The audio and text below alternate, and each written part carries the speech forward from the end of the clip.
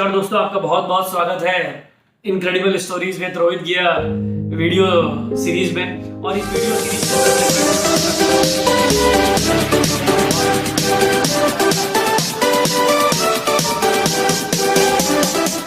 कर रहे हैं, फीडबैक्स दे रहे हैं और क्या अच्छा और हो सकता है इसके बारे में बता रहे हैं। ये इसके लिए मैं आपका रियली थैंकफुल हूँ। और जैसा कि हमारे हर एजेंडा पे इन डेप्थ डिस्कशन होता है, आज का जो हमारा टॉपिक है वो भी बहुत इंपॉर्टेंट टॉपिक है, that is India China relations और इंडिया चाइना डिस्प्यूट्स। तो बात करते हैं इस टॉपिक पे। तो सबसे पहले इस टॉपिक में जाते हैं क्योंकि बहुत जरूरी है हिस्ट्री को अंडरस्टैंड करना। 1947 में इंडिया को इंडिपेंडेंस मिलती है ब्रिटिश से और 1949 में कम्युनिस्ट पार्टी टेक ओवर करती है चाइना नेशनलिस्ट पार्टी से, और इसको सिविल वॉर में नेशनलिस्ट पार्टी हारती है और कम्युनिस्ट पार्टी टेक ओवर कर लेती है। और नेशनलिस्ट पार्टी जो हारती है वो ताइवान क्रिएट करती है। सो चाइना में कम्युनिस्ट पार्टी का एस्टेब्लिशमेंट होता है। और जैसा कि आपको पता है कि कम्युनिस्ट पार्टी में स्टेट टेक ओवर करता है, सप्रेस किया जाता है, इंफॉर्मेशन को दबाया जाता है, and everywhere the state will control everything, government will control most of the things. So liberty, freedom, ये बहुत कम चीजें होती है। जबकि इंडिया जो है वो डेमोक्रेटिक रूट फॉलो करता है, बट इकोनॉमिकली दोनों सोवियत मॉडल फॉलो करते हैं फॉर नेक्स्ट 10 to 15 ईयर्स और 20 ईयर्स। और सोवियत मॉडल में अगर आपने देखा हो तो डिक्लाइन ही हुआ है। 1959 में ग्रेट लीप फॉरवर्ड माओ जो है वो चाइना के उस समय प्रेसिडेंट थे, वो लाते हैं और वो भी बहुत अनसक्सेसफुल रहता है। और इसी तरीके से जो ग्रेट लीप फॉरवर्ड भी अनसक्सेसफुल रहने के बाद चाइना हैज गॉट फ्रस्ट्रेटेड। और वहां पे 1959 में चाइना अटैक तिब्बत। चाइना जैसे तिब्बत पे अटैक करता है, Tibet is a very peaceful country, और आप अगर तिब्बत गए भी हो तो मॉनेस्ट्रीज हैं, बुद्धिज्म बहुत फॉलो किया जाता है।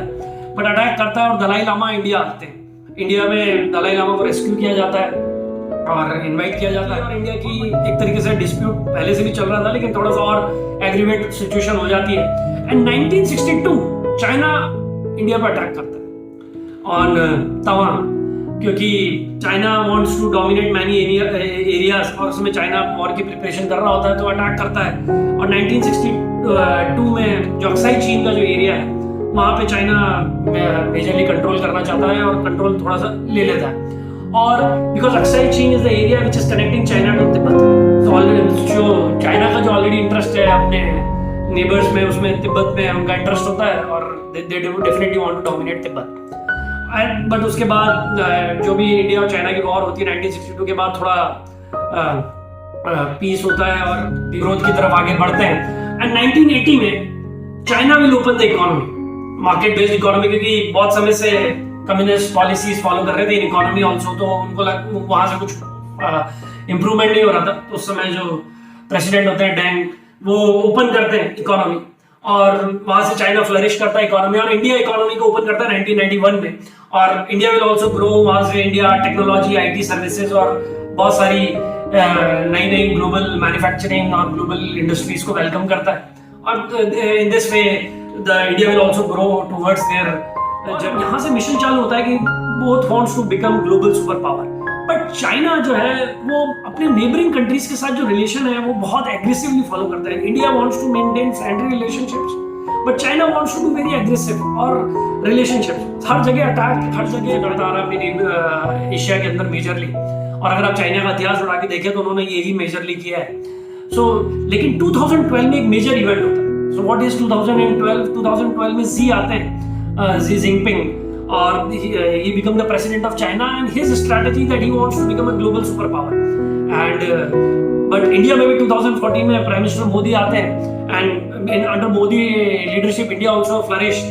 So then again the China will get intimidated कि भैया अब तो इंडिया भी is getting again on the platform of the global power, क्योंकि इंडिया के पास डेमोक्रेसी है, and always this communist ideology versus democracy ideology का शुरू से एक मतभेद चल रहा है। अगर आप यूएसएसआर और यूएसए को फॉलो करें तो उनकी जो कोल्ड वॉर थी उसमें भी यही सबसे बेसिक फाउंडेशन थी कि USSR wants to impose communist and USA wants to flourish democracy. तो इंडिया डेमोक्रेटिक कंट्री है और people elect government, but China में ऐसा नहीं है, everything is govern by government है। सो गवर्नमेंट ही सब कुछ कंट्रोल करती है। तो अगर आप देखें चाइना के अंदर कोई भी ग्लोबल ब्रॉडकास्टिंग या social media, global social media, जहाँ से इंफॉर्मेशन पता लगती है, जहाँ से पता लगता है कि क्या हो रहा है, ये सब चाइना ने शुरू से ब्लॉक कर रखा है। China always global super power बनना है, so they have to open, right? They can't close. But China definitely close करके रखा है अपनी इकोनॉमी को, और उससे भी ज्यादा अपनी इंफॉर्मेशन क्या हो रहा है पता ही नहीं चलता है। और आप देखें 2013-2014 में China do a trade relations with Pakistan, CPEC project चालू करते हैं, फिर BRI 60 कंट्रीज के साथ चालू करते हैं, $1 million of investment, and CPEC तो पाकिस्तान के साथ।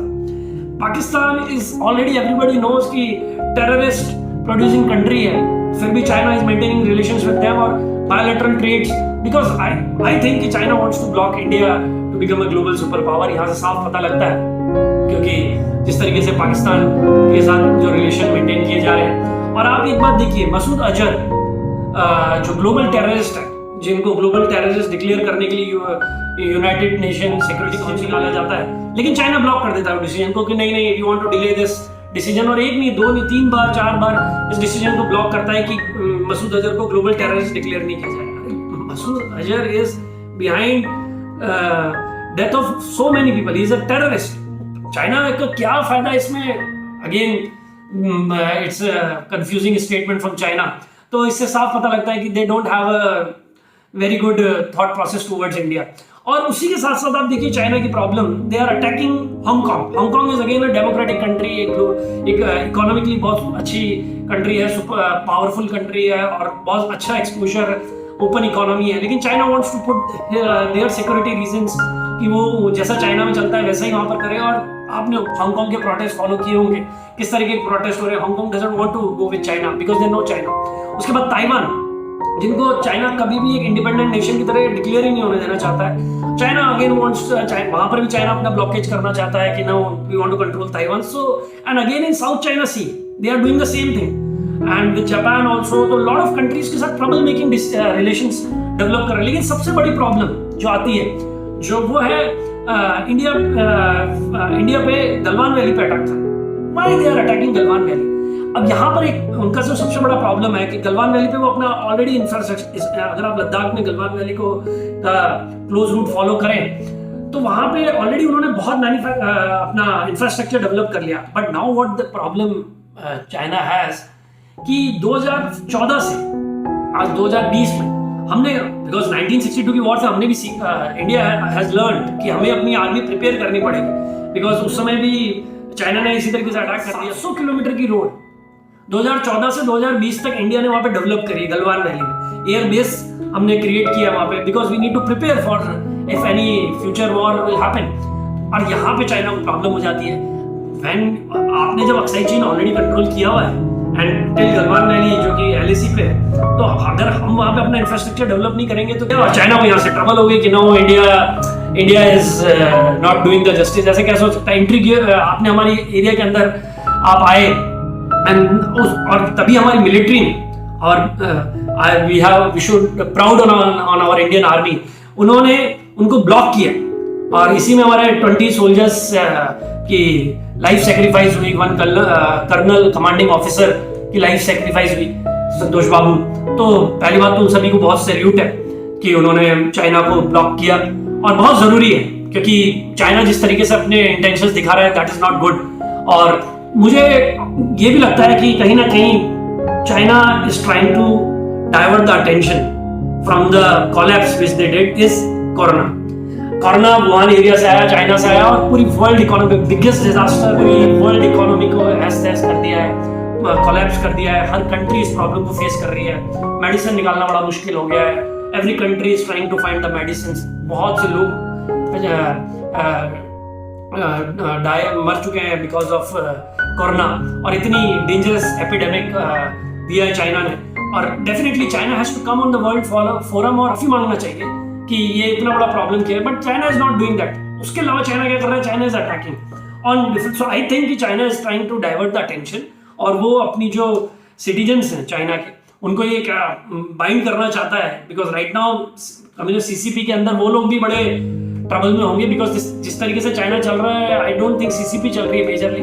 आई डोंट थिंक कि people should be more happy about it, but anyways, so I think they are trying to divert the world towards कि हम अटैक कर रहे हैं और सब इसमें रहे, but I think India is prepared. India बहुत मिलिट्री वाइज, इकोनॉमिकली वाइज बहुत प्रिपेयर है, और अब तो civilians also come forward because जो, और एक बात चाइना को याद ध्यान रखना चाहिए कि India is the biggest market, every country wants India in terms of market. Definitely हम अपने प्रोडक्ट्स बनाएंगे, लेकिन सिविलियंस भी ये देख रहे हैं कि अब वो चाइनीज प्रोडक्ट्स ना यूज कर रहे हैं, ऐप्स अनइंस्टॉल कर रहे हैं, तो ये सब डिसीजन अगर सिविलियंस लेंगे तो डेफिनेटली चाइनीज इकोनॉमी को बहुत बड़ा इम्पैक्ट पड़ेगा। और चाइना बहुत प्रोडक्ट्स एक्सपोर्ट करता है इंडिया को, सो उनकी इकोनॉमी को बहुत बड़ा झटका लगेगा।